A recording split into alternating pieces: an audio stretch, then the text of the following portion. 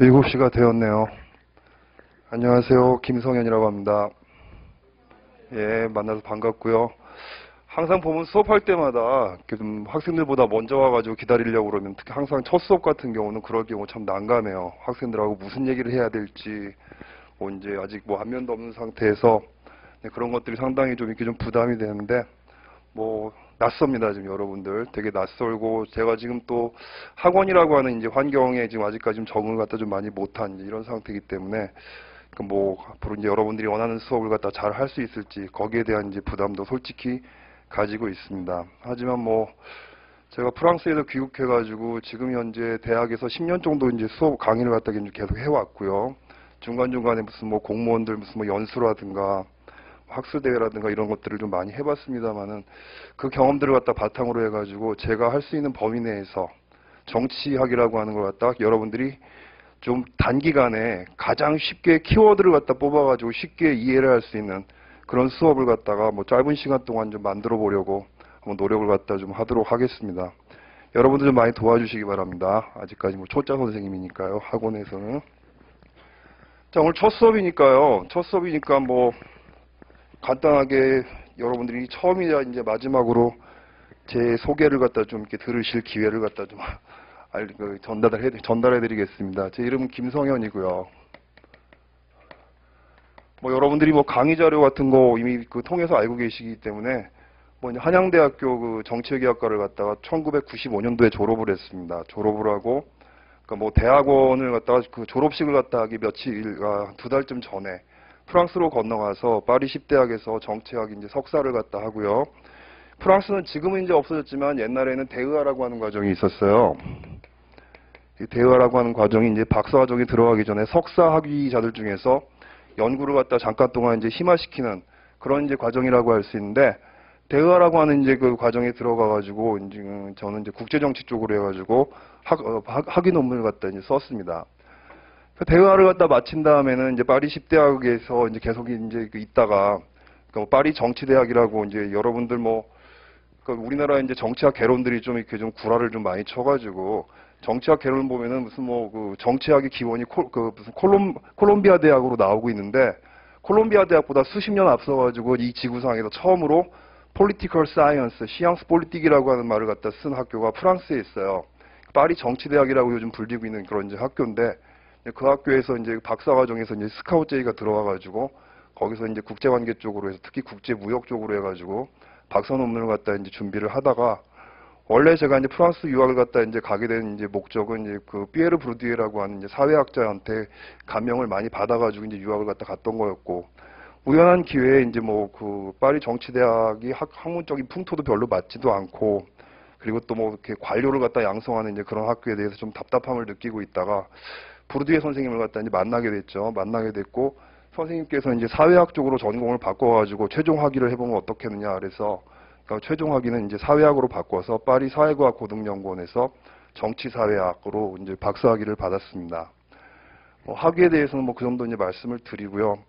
그러니까 뭐 사실은 이제 제가 정치학을 갖다 얘기하면서 여러분들한테 뭐 굉장히 하고 싶은 말이 굉장히 많아요. 무슨 뭐 이제 특히나 뭐 프랑스 쪽 이제 정치학이 전 상당히 익숙한 사람이기 때문에 그쪽에 관련된 이야기를 좀 많이 말씀을 드리고 싶습니다만은 아시다시피 뭐 한국에서 정치학이라고 그러면은 이제 미국 정치학이 중심이 되어 있고 거기에 맞춰서 시험 문제가 출제가 되고 있기 때문에 안타깝게도 이 수업 시간에는 이제 그렇게 제가 한 공부라든가 이런 것들을 깊게 들어갈 수는 없겠죠. 깊게 들어갈 수는 없을 것 같고 중간중간에 이제 뭐 그 여러분들 시험 준비하시는데 나오는 무슨 뭐 이제 그 언론이라든가 미디어라든가 무슨 뭐 이제 그 어떤 상징을 갖다 통한 지배라든가 이런 이야기를 갖다 할 때는 조금씩 아주 짧은 시간 동안에 이제 맛보기식으로 해가지고 이제 프랑스 이제 그 정치학에 대해서 잠깐 소개하는 시간 정도는 제가 할 수 있을지 모르겠지만 제가 공부한 이제 프랑스 사회과학이라든가 정치학을 아주 깊이 있게 여러분들한테 가르칠 수는 없다라고 하는 게 좀 아쉽습니다. 어떻게 그런 식으로 이제 제가 이제 그 공부를 갖다 이제 한 사람이고요. 박사학위 논문은 제가 이제 국제관계 쪽으로 결국은 이제 썼는데 국제관계 쪽으로 연구를 갖다 했는데 그걸 갖다 사회학 박사를 받은 거죠. 그러니까 논문 주제는 이제 한국 고속철도 계약을 둘러싼 경제 외교를 갖다 다뤘고요. 그 내용이라 그러면은 이제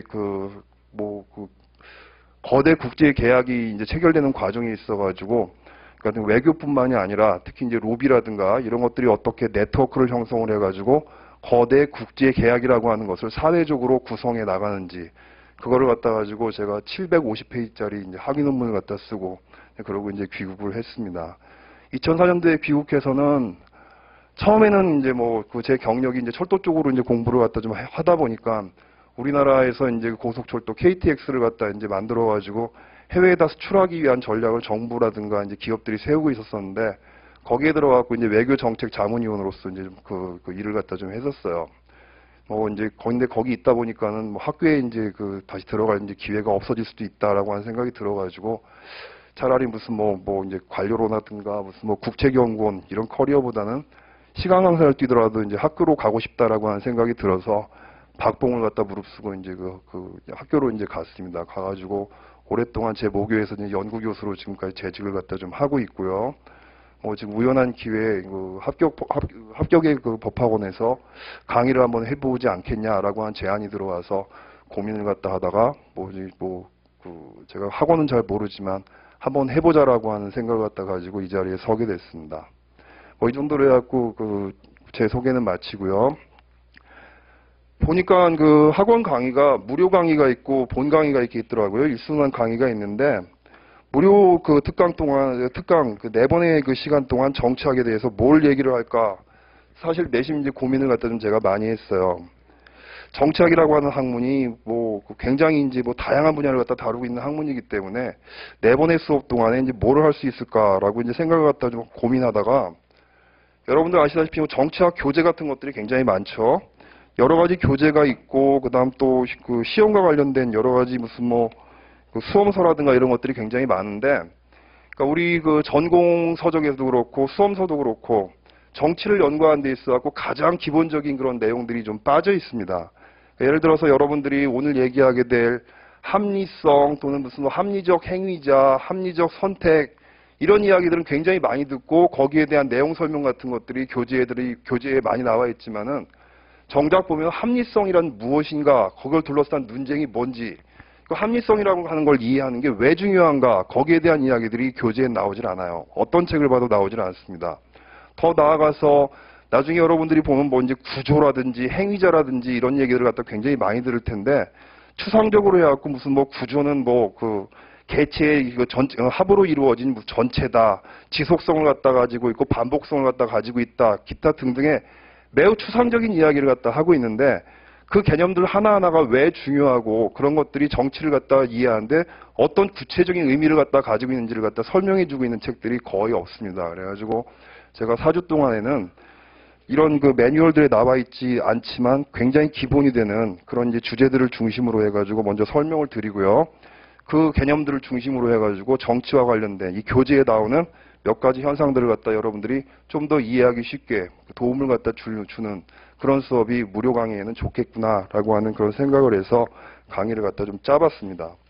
그러니까 여러분들이 오늘 받으신 이 자료를 갖다 보면 굉장히 부실해 보이죠. 부실해 보이지만 사실 이제 정치를 갖다 이해하는 데 있어 봤을 때 가장 기본적이고 중요한 내용이기 때문에 여러분들도 궁금하실 거예요. 이거 한 페이지 반밖에 안 되는 이 그 자료를 갖다 가지고 3시간 동안 수업을 어떻게 하냐 할지 모르겠지만, 이 내용을 갖다 가지고 저 같은 경우는 한 학기를 갖다 수업을 해도 모자랍니다. 모자라지만 나름대로 이제 핵심을 갖다 뽑아가지고 여러분들한테 이제 설명을 갖다 드리도록 할게요. 자, 뭐 수업 시작하기 전에 뭐 궁금하신 거 있으면 한번 저한테 질문을 갖다 좀 해주시죠. 한 질문 한 2-3개 정도 받고 그다음 본 수업을 갖다 들어가도록 하겠습니다. 카운트 열으시겠습니다. 그 동안에 이제 질문 없으시면 바로 수업 들어갈게요. 네. 네? 교재는 저는 이 책을 쓸 거예요. 오늘 가지고 왔는데요. 진영재 교수님이 쓰신 정치학 총론이라고 하는 그 책이 있는데, 이 책이 보면은 지금 현재 정치학 개론 갖다 공부하는 학생들이 제일 많이 보고, 나름대로 제가 학원 출강하기 전에 고시를 갖다 준비하고 있는 제 학생들한테 이제 탐문을 해본 결과 가장 이제 보편적으로 많이 쓴 그 교재라고 그래가지고 일단 이 책을 기본적으로 쓸 겁니다. 이 책을 갖다 교재로 쓸 거고요. 일순환에 들어가게 되면요. 근데 보면은 이 진영재 교수님께서 책을 굉장히 이제 초심자들한테 이해하기 쉽게 쓰시려고 풀어 쓰시다 보니까 이제 몇 가지 이제 그 중요하고 보충이 좀 필요한 그런 내용들이 있는데 그런 것들을 좀 깊게 설명 안 하신 부분들이 있거든요. 그런 부분들 같은 경우는 제가 이제 그 오늘같이 이렇게 보충 교재 같은 것들을 만들어서 보충을 해드리도록 하겠습니다. 그리고 또 말씀해 주시니까 기억이 나는데 만들어 놓고 또 까먹을 뻔했네요.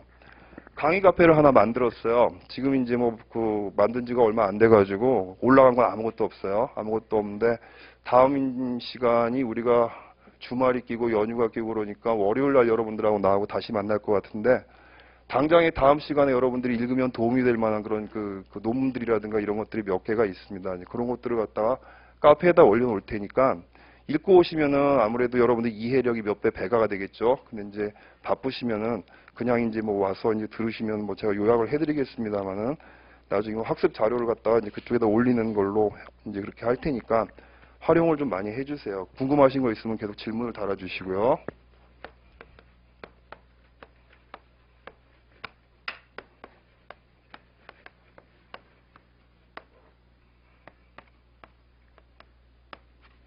자, 이거 뭐의 학자냐면 카페 이름이 이렇게 지었습니다. 누벨 꼬미노떼.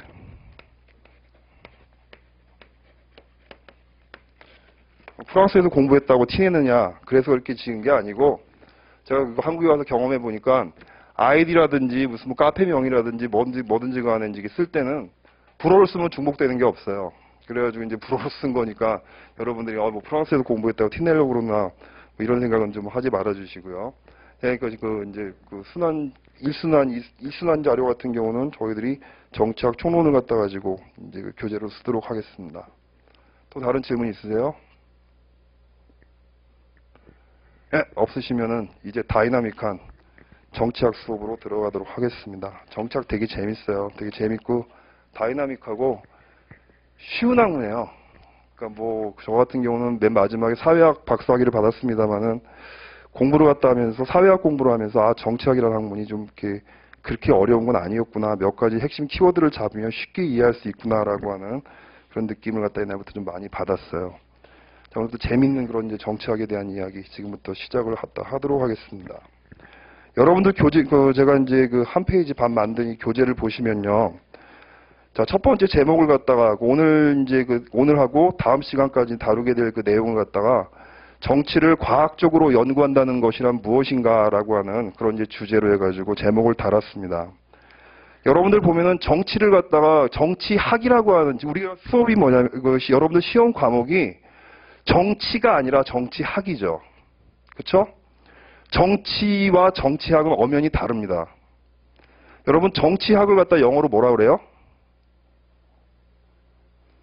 정치학을 영어로 뭐라고 하는지 혹시 아세요? 아니 정치학 공부하러 들어오셨는데 정치학을 영어로 뭐라고 하는지 아시는 분이 한 분도 안 계세요? 정치학을 우리가 영어로 얘기할 때 political science라고 부릅니다. political science요.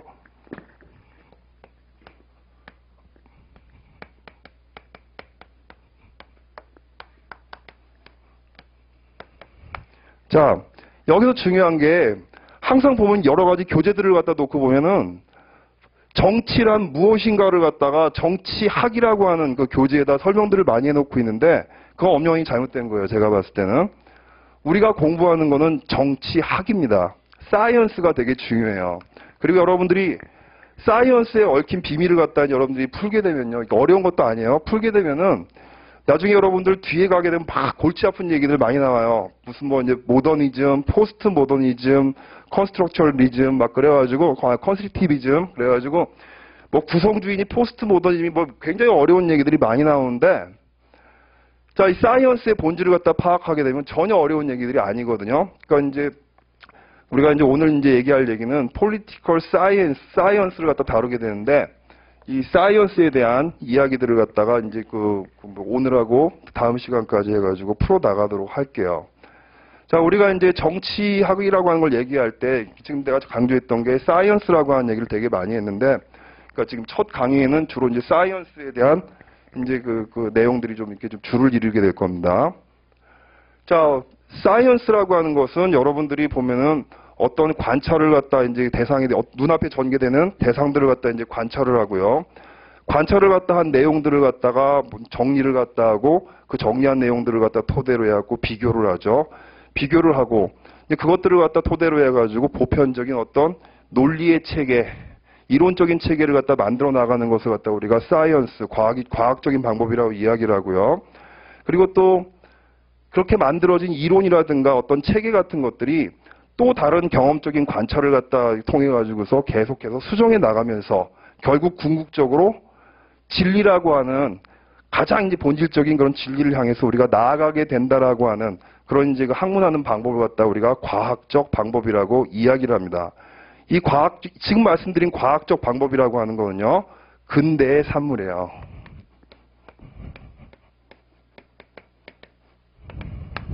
자, 여러분 좀 이렇게 이상하게 들릴지 모르겠지만은 프랑스에서 이제 그 옛날 자료 같은 것들을 놓고 보면요, 중세 시대라든가 이럴 때도 보면은 과학을 갖다 하는 사람들이 있었어요. 그렇죠? 인간이 과학이라고 하는 것이 자연에 대해서 궁금증을 갖다 가지고 있고 궁금증을 갖다 해결하려고 하는 것들이 과학인데 뭐 이제 그런 것들이 뭐 옛날에는 없었겠습니까? 당연히 중세 시대 때도 이제 이제 과학적인 그런 이제 관심이라든가 이런 것들은 있었었는데 근대하고 다르게 말이에요. 중세 시대 때 무엇인가 공부를 갖다 하는 사람들한테 자연을 갖다 공부하는 사람들한테 질문을 던진단 말이죠. 할아버지는 이제 뭘 갖다 공부를 하세요? 물어보면 이 사람들은 매우 구체적인 대답을 합니다. 지금처럼 예를 들어서 나는 무슨 뭐 정치학을 공부합니다. 나는 식물학을 공부합니다. 생물학을 공부합니다. 이런 식으로 대답을 하는 것이 아니라 나는 원숭이 두개골에서 기생하고 있는 벌레들에 대해서 연구를 하고 있습니다. 라고 하는 식으로 구체적으로 이야기를 한단 말이죠. 즉 뭐냐면 어떤 현상에 대한 관찰이라고 하는 것이 무슨 학, 무슨 이론 이런 식으로 해갖고 체계화되지 않은 상태에서 마구마구 흩어져 있던 것들이 보면은 과학이라고 하는 거, 근세 이전에 뭐 이제 연구하는 사람들의 특징들이라고 얘기한다 그러면 근대에 들어가면 나타나는 특징들이 뭐냐면요. 제가 여기에 이제 여러분들 자료에 썼습니다만은 그 중에 이제 순서를 좀 바꿔서 얘기를 해볼게요. 처음에는 이제 무슨 뭐 이성, 합리성 썼고 저 1페이지 맨 밑에 가보면 총체성이란 말을 썼죠. 자, 근대라고 하는 시대로 가게 되면요. 흩어져 있는 것들을 갖다가 일정한 규칙 같은 것들을 갖다 만들어서 자, 표준을 갖다 이제 만들게 됩니다. 예를 들어서 여러분들 생물학자 중에서 린네라고 하는 생물학자가 있어요. 고등학교 이제 갓 졸업한 학생들 중에서 혹시 생물 선택했던 학생들은 린네가 만든 이제 생물 분류표가 이제 생각날지 모르겠는데, 그 생물을 갖다 연구하는 학문은 종속, 과목, 강문, 계 이런 식으로 해가지고 각각의 이제 그 분류 체계를 만들어 갖고 거기에다가 우리가 관찰하고 있는 모든 현상들, 모든 이제 그 관찰의 대상들을 갖다가 이렇게 만들어진 왁구에다가 탁탁탁탁 집어넣어 갖고 질서를 갖다 부여한단 말이에요. 자, 이게 근대적인 특징입니다. 나중에 여러분들한테 좀 이따 자세하게 말씀을 드릴 텐데 이게 정치도 마찬가지예요. 여러분들 봉건 시대 때는요. 여러분들 우리가 뭐 봉건 국가, 고대 국가 이런 얘기를 하고 있지만 거기서 말하는 국가라고 하는 개념은 근대 시대 때 국가와는 많이 다릅니다. 근대 시대 때 국가라고 하는 것은 이제 그 봉건제도하고 봉건 시대 때하고 이제 비교를 갖다 해보면요. 전근대 시대, 그러니까 근대가 이제 그 생기기 전에 이제 우리가 얘기하는 그 이제 국가라고 부르는 그 실체들은요, 정치적인 단위들은요, 예를 들어서 영토 같은 것들이 지금처럼 국경으로 해가지고 구획되어 있지 않은 경우들이 굉장히 많았었어요. 여러분들 프랑스 계몽주의 철학자 볼테르라고 하는 사람 혹시 아시는지 모르겠어요. 볼테르라고 하는 계몽주의 철학자가 쓴 아주 재밌는 소설이 있습니다. 이 소설은 고시 공부하는 학생들한테 추천하면 안 되는데, 왜냐하면 중독성이 너무 강해갖고 여러분이 그 책을 손을 잡게 되면 빠져나올 수가 없어요. 그래도 호기심 있으시면 이 비서를 한번 읽으십시오. 그러니까 볼테르가 쓴 깡디드라고 하는 소설이 있는데, 자, 이 소설을 갖다 이제 읽다 보면은 이런 얘기가 나온단 말이죠. 어떤 사람 이름이 나오는데 이름이 너무 길어가지고 제가 이름을 기억을 못해요. 맨 끝에 글자가 이수자로 기억이 되는데 뭐뭐뭐 이수자인데 앞에 설명하는 이제 문구가 한 페이지 반이에요. 어디에 영주시고 어디에 상속자시고 어떤 땅의 지배자시며 무엇을 갖다 받으실 분 이래가지고 앞에 나오는 설명이 한 페이지 반입니다. 근데 거기 나오는 땅들이 지금처럼 무슨 뭐 프랑스라고 불리는 그런 그런 이제 그 영토에 소속된 그런 땅도 있는가 하면 지금 우리가 이제 스페인이라고 불리는 국가에 이제 소속된 그런 땅도 있고요. 그러니까 한마디로 뭐냐면 봉건 시대, 근대가 되기 전에